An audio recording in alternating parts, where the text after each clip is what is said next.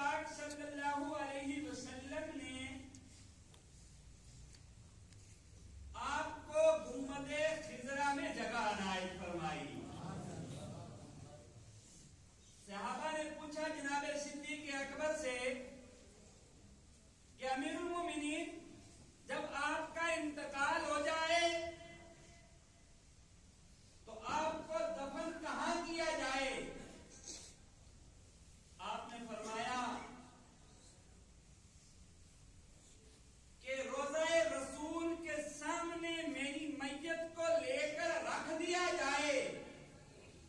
अगर दरवाजा खुद खुल जाए वहीं पे मेरा मज़ार भी बनाया जाए, सैयदे कायनात के कदमों में मेरा मज़ार भी बनाया जाए। लेकिन अगर दरवाजा ना खुले तो मैं जन्नतुल बकी में भी खुश हूं। तो मुफस्सिरीन ने लिखा है, तफसीर इब्ने कबीर में